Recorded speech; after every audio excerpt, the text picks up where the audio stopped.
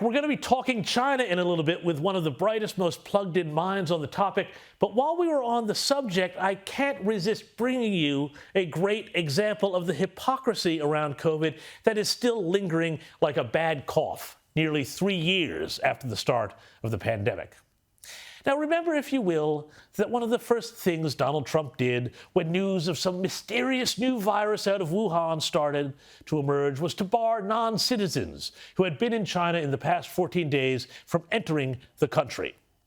He was promptly attacked for this, as well as for saying the virus came from China. Standard fare in epidemiology, where novel infections are generally named after their source. All the usual suspects, though, called him racist and xenophobic and the like. And Joe Biden even said that Trump's rhetoric was responsible for race-hate-driven attacks. The pandemic has unleashed familiar forces of hate, fear, and xenophobia that he always flames and fans the flames that have always existed in our society. But with this president, they brought it with it has brought with it a new rash of racist messages, verbal, physical attacks, and other acts of hate. Fast forward 3 years, and with COVID running virtually unchecked in China, and it's a different story. Unlike when the pandemic hit and no one knew what this thing was, America is now more than two-thirds vaccinated, with possibly as many as 200 million residents having the extra natural immunity that comes from an earlier infection. But never mind.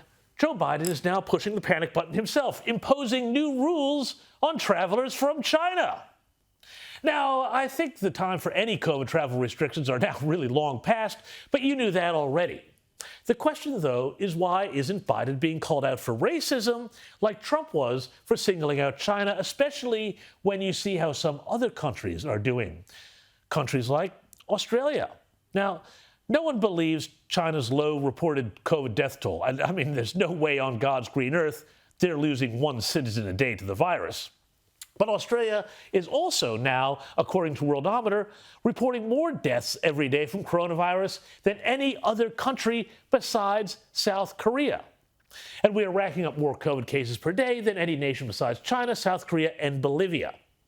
Yet there's no talk about restricting our citizens' entry into the U.S. or requiring a negative test or anything like that. This would seem like an easy win for the New York Times and everyone else who wants to make everything about race. But once again, old Joe gets a pass.